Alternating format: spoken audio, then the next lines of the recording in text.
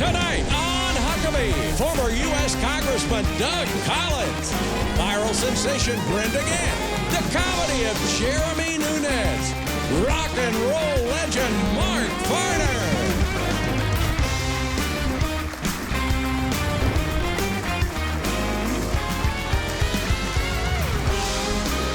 That's Trey Corley and the Music City Connection. And I'm your announcer, Keith Bilbrey. And now, here's Mike Huckabee!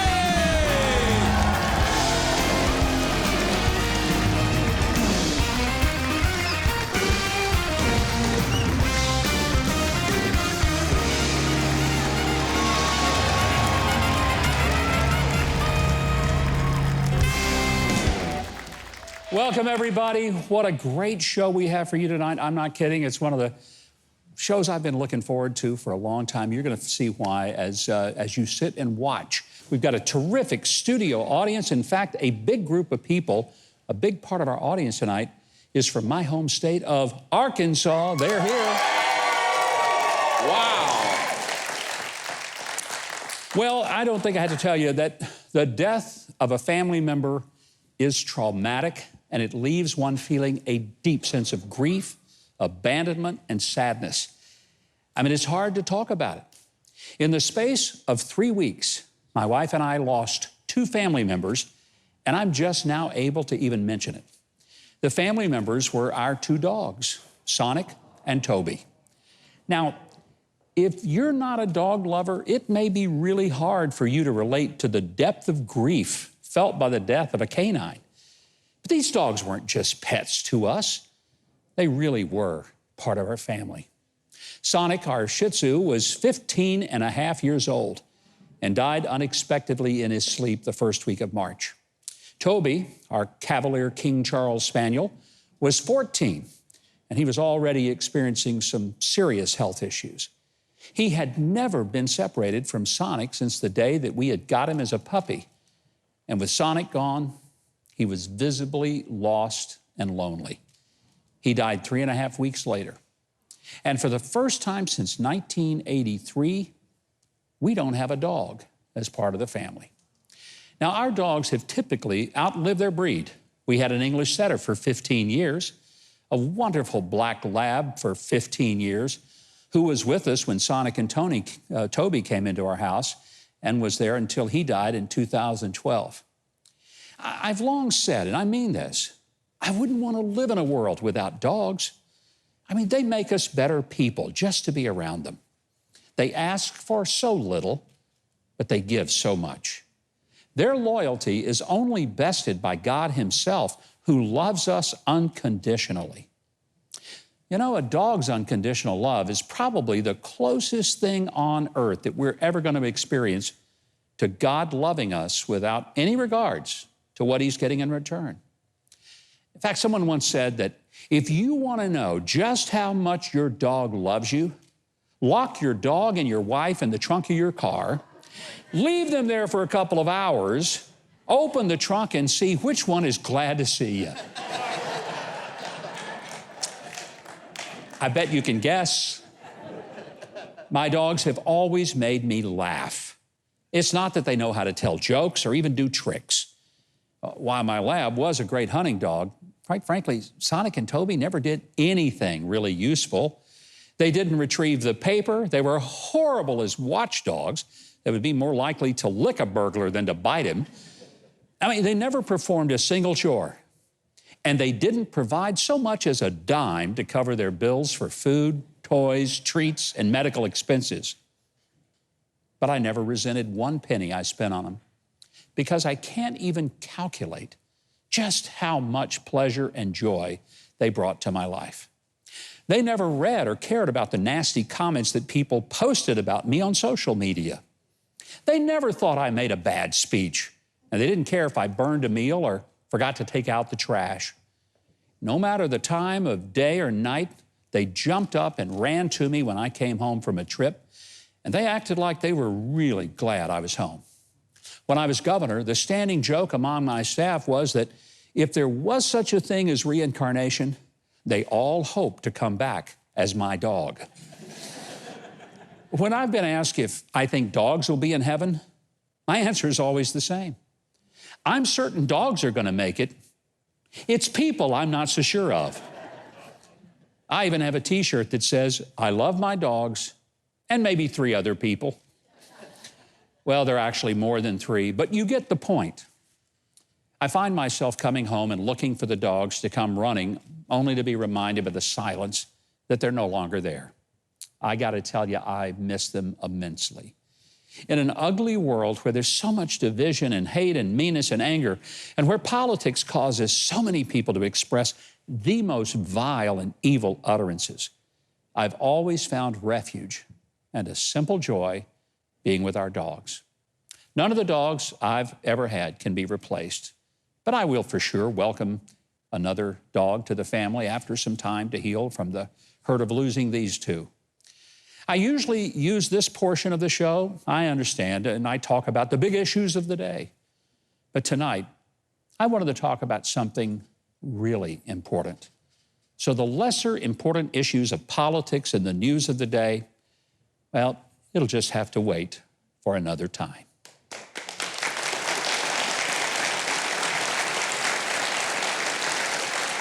Doug Collins is a former member of Congress representing Georgia.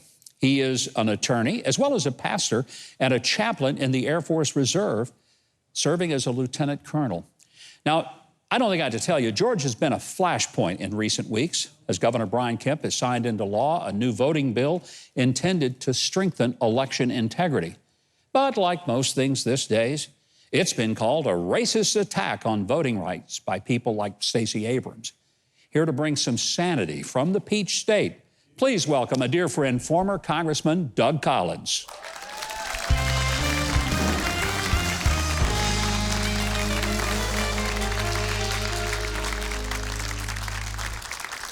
Doug, it's great having you here. I have admired you, watched you in Congress. You would stand up to Jerry Nadler and some of those guys like nobody else did or could. I miss you being in Congress. I hope I'm going to see you on a ballot somewhere else. Well, we'll just have to say about that. But standing up Jerry Nadler is not hard because he only come to right here. Very well said. Georgia has been in the crosshairs of a lot of attention because of the voting law. A law that even these corporations like Coca-Cola and Delta didn't have any problem with as it was being passed. But then a little bit of rustling, and Stacey Abrams, the activist in Georgia, started saying that it was a racist bill. Give us the skinny on what this bill does and doesn't do. Well, who's telling us the truth? They picked up on an issue, and I want to hit this one right here. Okay. Talk about water. Everybody's heard this, oh, you can't give water in lines. Yeah. Here's the problem. What was happening was people, if I and you were running, I was running, we knew we could not go into the line with Collins for anything, Senator, or whatever else. We didn't have these things on there, so we just went in and we put those, we couldn't hand anything to line. They were having groups, organized groups, who would have issues of who matter, Black Lives Matter, others, or this matters. We're giving out things in line. All we're simply saying is that they can put water out there. There'll be water if you want it. But what really bothers me is when they came out with that issue of water, and they were simply saying that this affects minority neighborhoods and everything. Did they not think that these, to me it was just upsetting to me to think that they would think those neighborhoods wouldn't know to bring water with them. Yeah. It goes back to this mindset that they believe, liberals believe that government or others think better for the people. And I know for a fact that it's conservative thought because we actually care about people. This voting law is just a fraud, and Stacey Abrams is the biggest pusher of voter suppression in Georgia, not this bill. I'm glad you mentioned that because she almost single-handedly, I think perhaps did, cost Georgia and specifically Atlanta having the All-Star game, a $100 million economic powerhouse. All those people, most of whom were minority, that would have been affected by having the All-Star game. Do people in Georgia realize that she's running that kind of scam and that she is the one costing them that kind of opportunity? What was really interesting for me is these corporations and others who've now came out against this bill say, well, this part could have, it could do something. And my question is are these same corporations now going to not introduce a product because it could fail? Are they not going to hire somebody because they could be a bad hire? The only thing that has actually happened that has been detrimental to the state of Georgia, the only thing that has actually affected someone in the state of Georgia is President Biden, Stacey Abrams, Raphael Warnock, John Ossoff, and all the other Democrats and liberals across the country who pushed the Major League Baseball to take over $100 million out. Those are the ones who've actually, if there's been harm, you know, the old legal principle, who's been harmed, they're the ones that's been harmed. They're the only ones that's harmed anybody. This bill actually expands voting and allows people to vote where they have actually harmed based on a lie. Doug, Joe Biden, the president, made the comment that this was like Jim Crow on steroids. Now, I thought of all the things that I've heard him say, and I've heard him say some weird stuff. That was one of the strangest things I've ever heard, that somehow a bill that actually expanded voting rights was reintroducing Jim Crow. But he got away with it. Oh, he gets away with everything. But my problem here is when he talks about Jim Crow, for those of us who grew up in the South, who actually went through history lessons, the Jim Crow era was a stain on our history. Sure. It was something that we should not go back and say and compare something like this that actually expands voting rights, that gives people more encouragement to get out and vote, and compare it to scare people. I am tired, Mike. I'm tired of liberals scaring people about what things are going on. I'm tired of it. And I think so many of us are growing increasingly unhappy with that. You know, we saw companies like, I call them Coca-Cola now, and Delta Airlines, very disappointed in both of them, who capitulated to the pressure and came out and said the bill was bad and just made very inaccurate statements. Let me say it that way, inaccurate statements. Let's go to the positive side. Home Depot, also headquartered and domiciled in Georgia. They were pressured to speak out and declare that the voting law was bad. They just said, look, our job is to encourage everybody to go vote. We sell hardware and stuff, and this is not our issue. And I wanted to stand up and applaud. I'm going to buy everything I can from Home Depot. Exactly. I hope other people will. We have to have companies with the guts to push back. Well, we do, and I think, you know, and I'm very proud that my son actually works at Home Depot, and he's in it as he went through college. But what is it about this fact that is so hard to understand?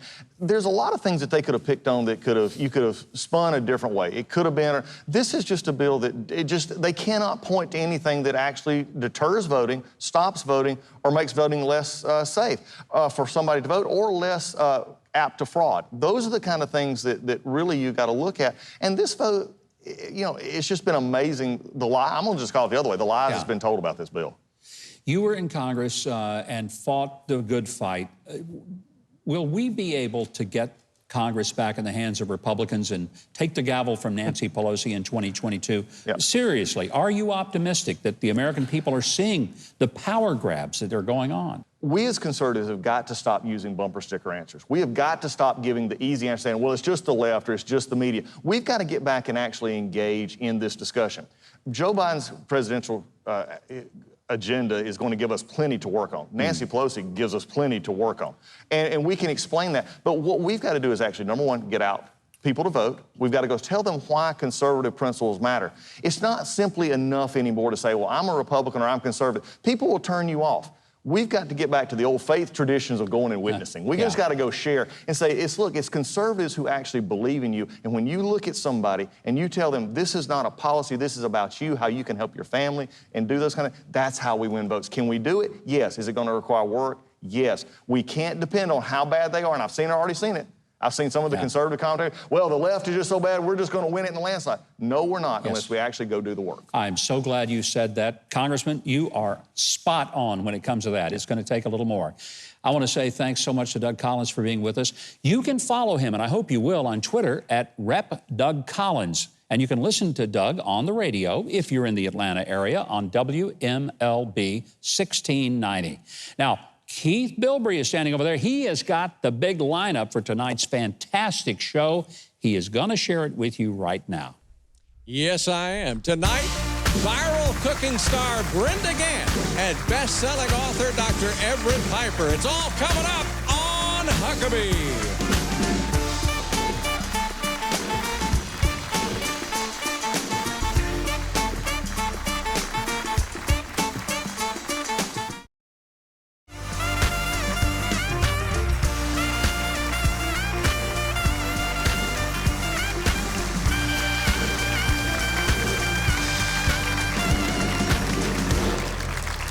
And welcome back. Now, when the pandemic hit, my next guest helped her Facebook friends by just sharing her personal biscuit recipe. 1 year, in fact, to the week, and many videos later, she's got over 2 million followers, and her first cookbook called Brenda Gantt, it's gonna be good, y'all.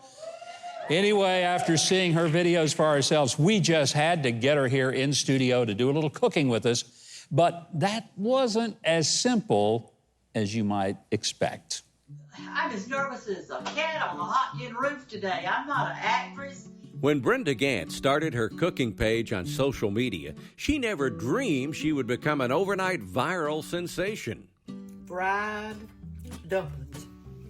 Today, folks from around the world can't wait to watch, getting step-by-step instructions to create her delicious Southern home-cooked meals. Put that on there, and then close her up.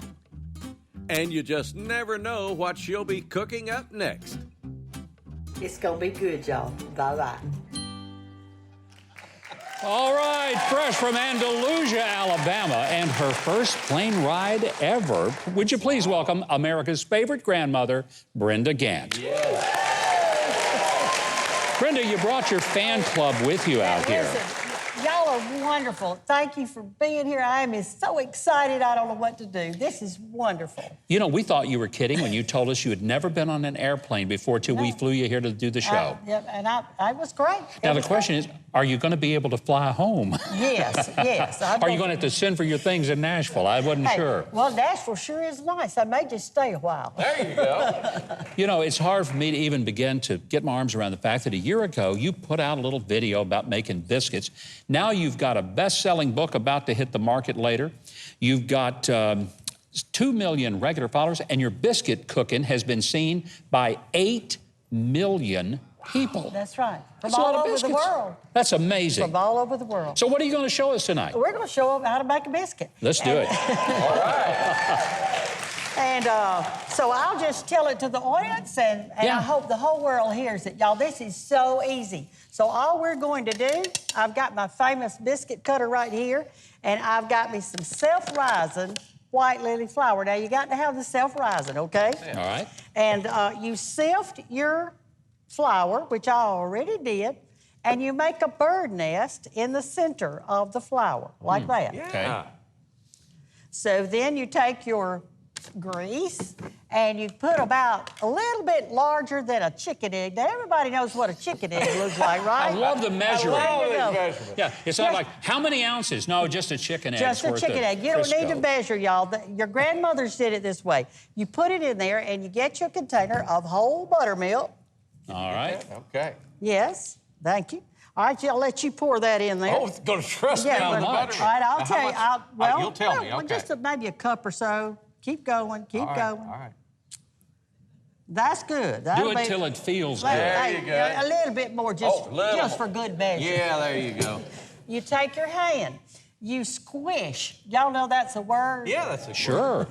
You squish your buttermilk in with your grease until it kind of mixes together. You never go to the bottom of your bowl. You stay on the top. Okay. And you then start pulling in a little flour all the way around.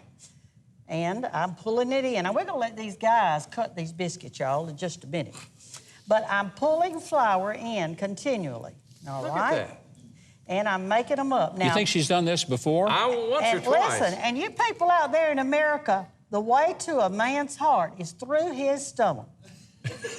Yeah. So you learn to make these biscuits, and you're going to have a happy husband, which makes a happy home. There you go. you Hear go. that, everybody. Happy biscuits, happy home. There you go. That's right. All right, Governor, you put your hand in there Okay. and flour my surface.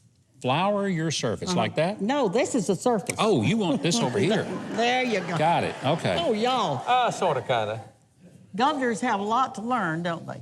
Oh, but he can cook a steak now. I can. That's good. Okay. So this is about right. Can you see the consistency? Yeah. All right. So then this is how you clean off your hands. You just do this. My hands are clean, by the way. And Yeah, we don't know where those hands have been. And y'all, I have some little grandgirls and a grandson, and they all know how to make biscuits. So Well, you that's put a it, good you put thing. it out here, and you pull it together like that, Okay. and then you're ready to cut. You don't roll it out or I anything? forgot something important. You got to grease your skillet. Oh, okay. Okay? So you grease your skillet like that. Is that a cast iron? That's cast All iron right. skillet. And Has then you that been cut. seasoned? Where's my biscuit Don't you cutter? Did season y'all the steal It's my right biscuit? over there. Yeah, right here. There it is. Oh, it's behind the bowl. Yep. Y'all, this is 53 years old. When I was first married, I was George and I were kind of poor, so we cut a pizza can out. Made us a biscuit cutter. Hey, it's lasted 53 years. Hey, so you put it in Pretty flour, tap it on your bowl, Okay. and cut your biscuit. All right. Here you Look go. at that. Perfect. And you put it in your skillet. So- Now let's see if we can do this thing. Oh, you're doing a fantastic job. There. There was a lady on my Facebook, and if you want to watch me, it's Cooking Keith, with Brenda Gantt. can you do that? Oh, Yep. On yeah. Facebook. The pressure's on. What? I'll put it Little in here. Yeah, flour. well, you put Okay. it, And he came in the kitchen. She was trying to Pretty make good, wasn't it? biscuits, and she said, "I can't do this." He said, "Oh my goodness, move over. I can do this." So he makes them every Saturday now. That's pretty cool. That's right. This is fun. Oh yeah, you're doing a fantastic job. So that's all it is to it. And if you have leftover biscuit dough, you can What was roll in this, it out. What was and in this can originally? pizza. Oh. I think, was it salts or was it? I think it was the salt, wasn't it? The sauce, I salts, mean. Pizza sauce. Yeah, I remember From it a was Chef Boyardee box pizza. I thought it was sardines. That would give an interesting flavor. Oh, don't do that. It would, wouldn't it? So anyway, you can take that leftover dough and make fried dumplings or fried pies with it, and it's gonna be wonderful, y'all. I believe it. Yeah. You've already So- won me over? So anyway, I'm telling it's real easy to do, and you clean your hands off by rubbing them together. And we've made some good hot biscuits. Would y'all like to try some? Oh. Thought you'd never ask. All right, so we made these backstage, and they're still warm. And so Got a little butter here. got a little yeah. butter, and there's your There's plate. a knife and a plate. Keith, Some jam. there you go. Hope you guys are enjoying those over Get out of there. your way, so y'all Sorry, can. Hope those are good, yeah.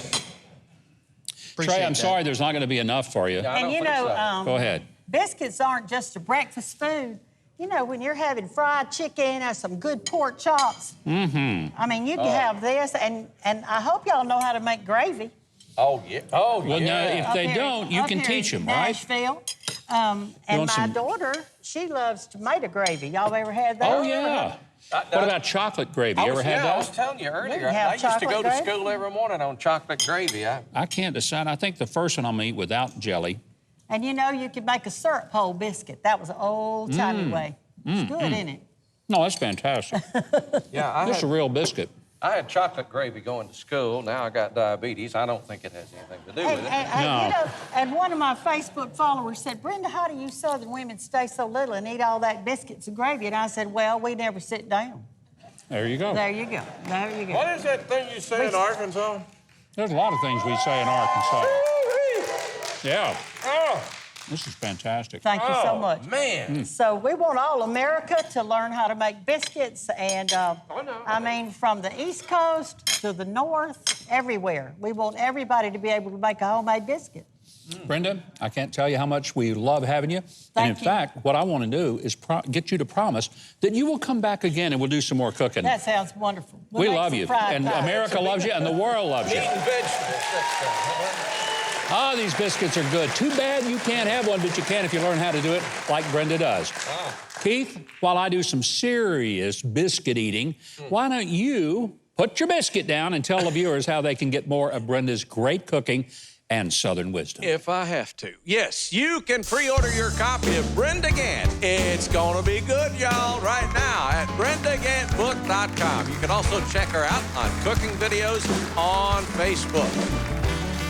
Coming up, conservative author Dr. Everett Piper and Grand Funk Railroad frontman Mark Farner. Stay with Huckabee.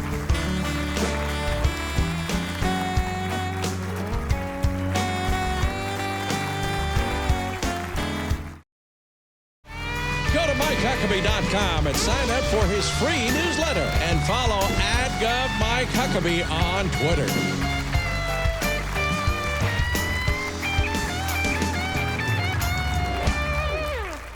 Well, there's a lot of fun things about this show, and one of them is having the greatest musical band in America as our special house band. Trey Corley and the Music City Connection. Let's hear it for him right now. Thank you. My next guest knows the snowflake generation all too well. He's a former university president who says these coddled kids graduating colleges throughout America and the university system that produced them is in crisis. I want you to welcome back to the show columnist and author of a brand new book. You're going to love it. It's called Grow Up. Life isn't safe, but it's good. Please welcome Dr. Everett Piper. Great to have you back. Thank you, Governor. Honored. It was just a few years ago, you did an essay and it just went viral. And it was all about you're not in a daycare, you're at college. Right. And people just stood and applauded because you were saying something that no other university president I know had the courage to say. And that is, if you go to a college, grow up and act like you're supposed to be challenged. I essentially said, this is a university, it's not a daycare. If you expect to be coddled rather than confronted, if you expect me to make you feel comfortable in your childishness and your immaturity rather than have me challenge you, then go someplace else. This is a university, it's not a daycare. And people cared. Actually, that kind of went viral, and you had me on your show to discuss that in a book that I wrote that was a summary of that whole story, and it was titled Not a Daycare, The Devastating Consequences of Abandoning Truth. And this book is a sequel to that. It follows up on that story. There is a problem in this country with people who are afraid to hear something they don't agree with. When you tell people to grow up, you're not just talking to children at that point, are you? Not at all. This is not a generational joust, per se. I'm talking to 21-year-olds and 51-year-olds and everybody in between. I'm essentially saying this. Look, I told you so. In 2017, I warned you. I said what's being taught in the classroom will be practiced in our culture. And this self-absorption and narcissism that we're teaching in Berkeley and Brown, these kids are going to graduate and they're going to get jobs as fact checkers at Google and Amazon and Major League Baseball. And they're going to take their cancel culture out of the college and they're going to take it into the corporations. They're going to take it into your community. They're going to take it into your church. And every time you say something that they don't like, you compromise their safe space, they're going to try to cancel you and silence you. So the point of this book is to offer 20 lessons on the importance of acting like an adult in a world that looks more like a daycare on a daily basis. What do we do with academia? I can't imagine a parent spending tens of thousands of dollars to send their little darling off to school and they come back a Marxist. I mean, that's happening all over this country. How do we fix that? Garbage in, garbage out. That's something our grandmas told us. Richard Weaver wrote a seminal work in 1948. He titled it, Ideas Have Consequences. You don't need to read the book to get his point. Ideas have consequences. Bad ideas produce bad culture. So if the disease is caused by ideological carcinogens, and we've got cancer of heart, mind, and soul because of the bad ideas we've been imbibing in the university system, then maybe the solution is to go back to the point of acquiring that disease and stop eating the bad stuff, consuming the bad ideas, and start consuming good ideas. Goodness in, goodness out. So refreshing to hear somebody say that. If a person has college-age, soon-to-be children, what advice do you give them? Skip the big Ivy League schools and go to a Christian school? And even then, is that a safe choice to make? No, you've got to be very, very diligent in the way you review your university options today. Going to college shouldn't be about making you feel good. Going to college should be about learning about the Constitution, that it's good, learning that disagreement is good, debate is good, a little cognitive dissonance is good, the Constitution is good, our Bill of Rights is good. Learning that there are ideas that are good and that there are ideas that are bad. Don't talk about intersectionality and critical race theory, and don't teach students to be whining about their feelings being hurt all the time. Maybe challenge them with some truth. I love hearing that. We hear so much today about critical race theory. For the uninitiated, what's the simple explanation of what that means? It's your fault. It's not mine. It's blame. It's selfishness. It's self-absorption. You offended me. I want my pound of flesh. It's a childish way of thinking. It's not the way a mature adult functions. You have a subtitle here, the title of the book, Grow Up, but life isn't safe, but it's good. What's good about life that people are missing? Well, C.S. Lewis tells us in the Chronicles of Narnia that the great lion Aslan is not safe, but he's good. Christ is not safe, but he's good.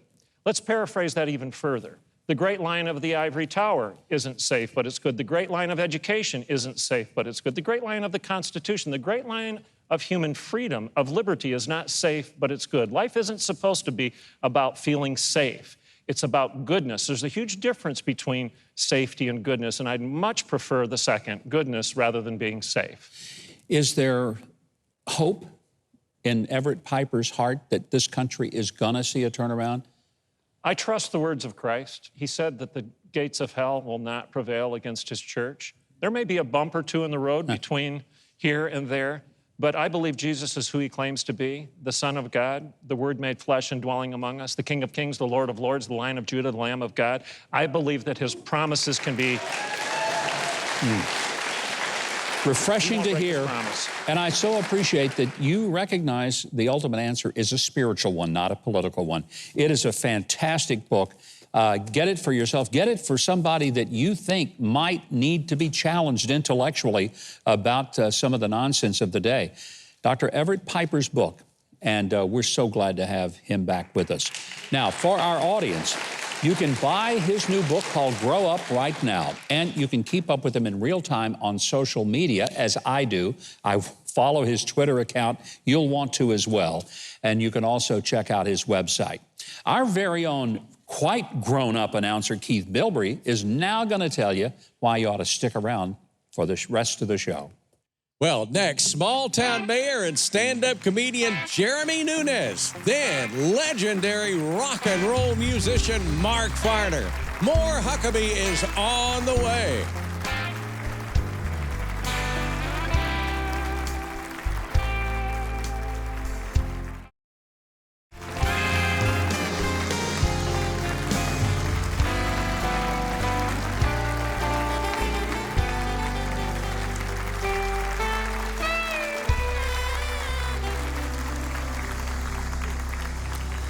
Welcome back.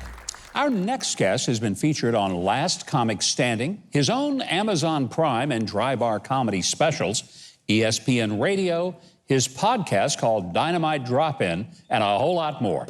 And in the midst of that, he still had time to serve as a small-town mayor and even write a book about it. Would you welcome the busiest man in showbiz, the very funny Jeremy Nunez.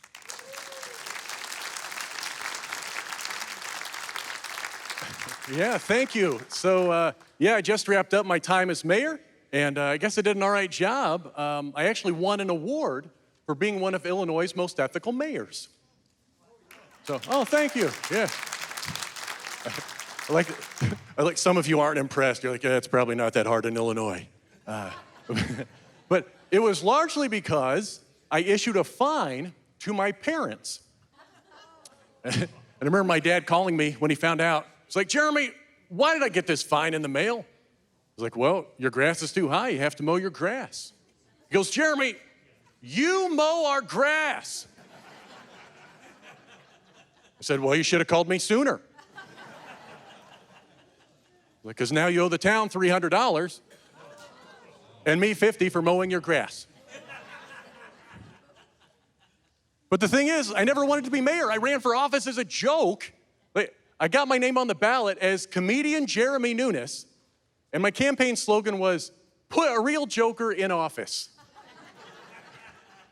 Because I thought, who would vote for that person? 80% of the town.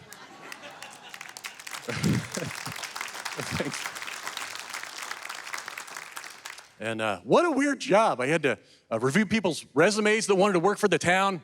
One guy, his email address on his resume was bankrobber247 at AOL. I was like, how creepy is that? Obviously, I cannot hire someone who still uses AOL. Another guy, I was interviewing him to be the city manager. And I said, can you tell me the difference between a regulation and a statute? And he goes, sure, a regulation is a rule or a code you have to follow. A statute is a sculpture, like the Statue of Liberty. I hired that guy. And there's always one knucklehead on the city council. We had one guy, he won $100 on a lotto scratch-off ticket, quit his job. I put him in charge of the budget. And sometimes you've got your agenda, you think something's gonna go right through, it takes all night. Other times you think it's gonna take all night, goes right through. So I pitched to the board, I asked for the approval of 6 new picnic tables for the park. No problem, goes right through. Then I just kind of toss out there, anybody care what color we get? 2 hours. You know what color we decided on? Wood. And it was, I just finished up, like I said, after years and years, my wife told me if I ran yet again, she was gonna make me single yet again. So I did not run, and she said single yet again because back when we were dating, she actually broke up with me. Of course, we since worked it out, but I still don't quite understand this. She was mad because I wouldn't break the law for her. She's 4'8", so I made her ride in a car seat. Hey, that's it for me. I'm Jeremy Nunes. Thanks a lot, everybody. God bless.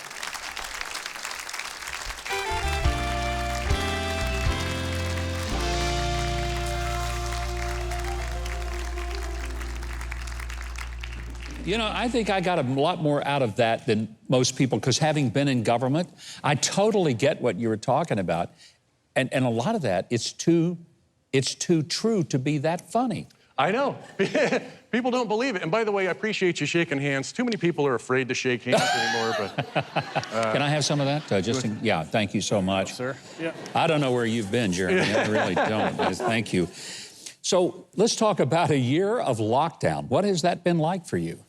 Well, it was tough for us. Like you had mentioned, I wrote the book, so I had time to, I finally had time to write the book, which I intended to. I was like, I don't know what else I'm going to do. I spend time with my family? No. We don't want to make a habit of that. That's what politicians always say. They say, I'm going to resign office because I want to go spend time with my family. Like, you didn't know you had one? And the lockdown lasted forever. So like in Illinois, they even told us we had to social distance from our own family. Like, in your own house, you got to keep distance. You can't have people over for Christmas. I was like, we're going to have people over. I'm not social distancing, though I did stay 6 feet away from the bathroom when my Uncle Carl was in there. That probably was smart. Now, when your kids finally got back in school, was that traumatic for them to have to say, we're leaving, we're going to go back to school? Or were you so excited you didn't care? I was the first one to take him to the bus. But, it took forever to even get approval to get the kids into school. I felt like only Samuel L. Jackson could accurately describe how bad we need to get the kids out of the house. But, the liberal elites, they don't care. They wanted their kids in the house and locked down as long as possible. Their kids have every toy imaginable for month after month after month to stay busy. My kid has 3 toys: a paddle, a string, and a ball. Joe Biden has made some fascinating, interesting, and sometimes rather troubling decisions. What is your assessment of his decision-making? I wonder if he's the one making the decisions. It's... Yeah.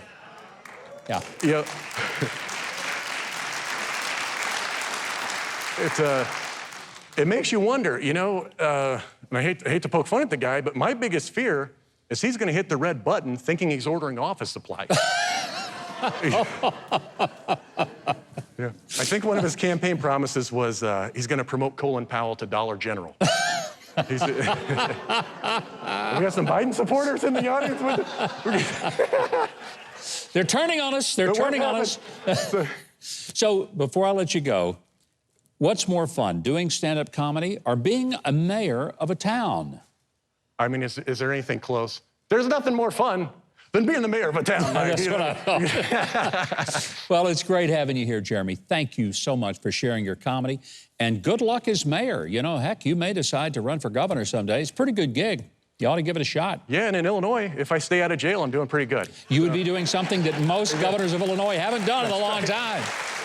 Well, Jeremy has a lot more great comedy that you can enjoy online, and you can pre-order this hilarious mayoral memoir called You Can't Write City Hall. You can get it everywhere books are sold. Now, Keith couldn't write this show, but he sure can tell you what's on it. So go away, Keith, and tell us what's on. Well, next, Mike talks with rock and roll musician and a founding member of Grand Funk Railroad, Mark Farner. You're watching Huckabee.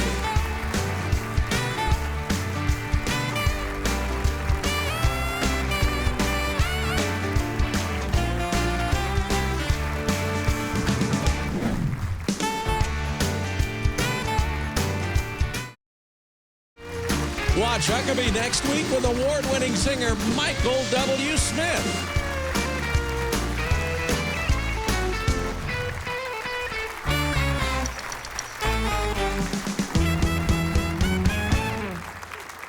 Coming back with a little music from Queen, a crazy little thing called Love. You see, I know those tunes, I really do. Speaking of tunes, Mark Farner is a world-renowned guitarist and founding member of the legendary rock band Grand Funk Railroad. In the 1970s, as the band's songwriter, vocalist, and guitarist, he helped them sell over 30 million records with hit songs like We're an American Band, The Locomotion, Some Kind of Wonderful, and many, many more. Grand Funk was one of my favorite bands back when I had hair to my shoulder. I really did. And if I could grow it like that, I'd still have it today, I tell you now. Anyway, after 50-plus years, Mark is still on a global crusade for love, freedom, and rock and roll. Would you help me welcome Mark Farner?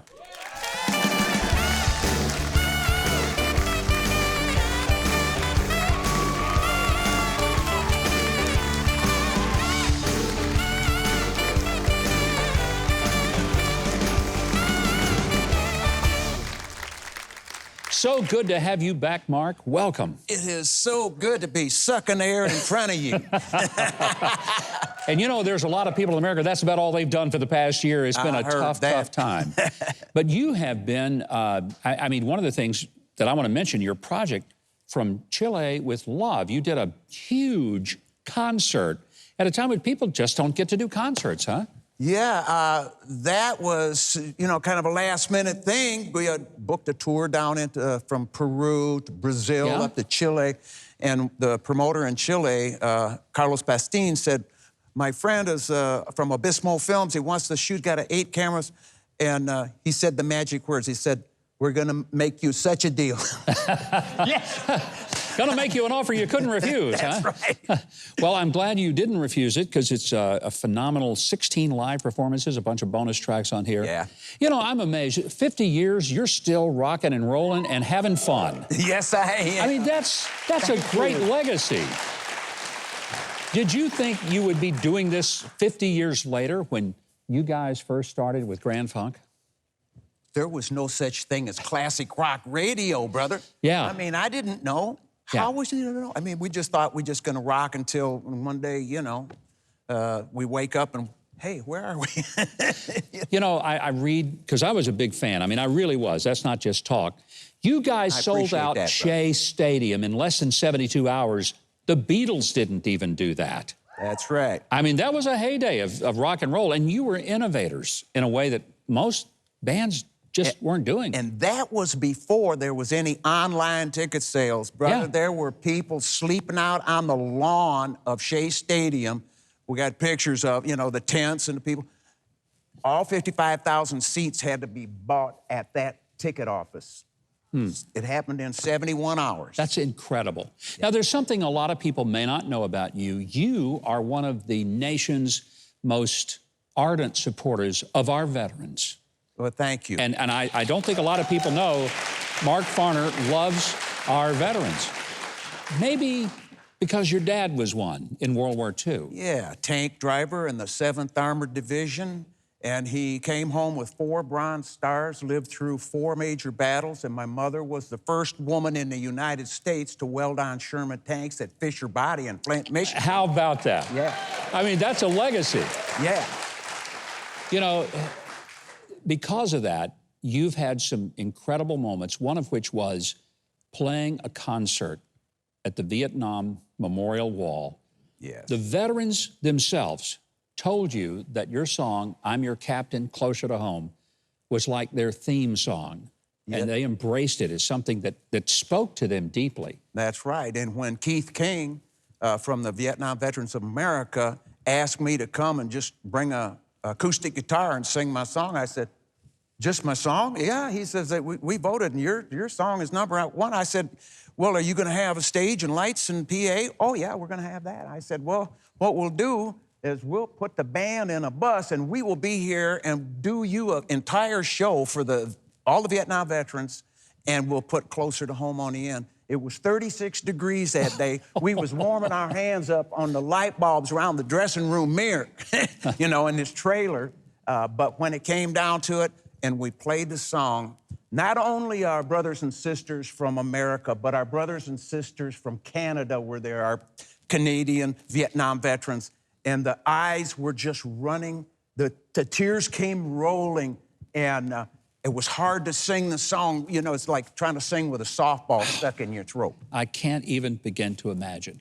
One of the things I think is pretty important, some of the proceeds from the sale of this DVD goes to the Veterans Support Foundation. So people not only get some phenomenal music from Mark Farner, but they actually can help veterans at the same time they're doing that. That's right. My wife, Lisa, and I said we're going to take $3 from each one of these that sell for $14.99. $14.99 is such a deal. 16 tracks, two bonus videos, and 5 bonus songs that had never been released before. It's a great deal. So $3 for our veterans, and they said, well, we'll just do that on the pre-sales. And I said, no, we won't. We're going to do it on every daggone one that sells. Our troops are worth it. God bless you. You're a great American, a phenomenal songwriter, guitar player, and just a great guy. And we're so thrilled to have you here, Mark. And thank you, brother, for coming. I think we probably ought to do some music, but I got to tell the folks, to get your copy of Mark Farner's American Band from Chile with Love, it's a live concert DVD as well as part of all of his great music. Go to his website. Real simple, markfarner.com. Now, after the break, Mark is going to perform and blow the roof off this place. You better not go away.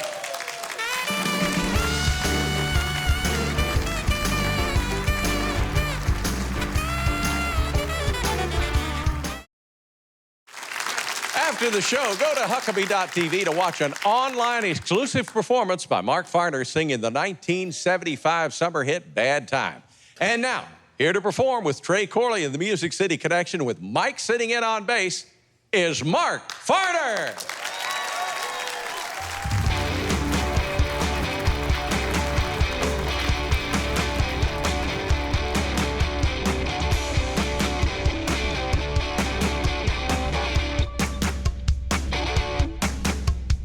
Everybody's doing a brand new dance now. Come on, baby, do the locomotion. I know you get to like it if you give it a chance now. Come on, baby, do the locomotion. My little baby says I can do it with ease. It's easier than learning your ABC. Come on, do the locomotion with me. Swing your hips now. Come on. Good butt.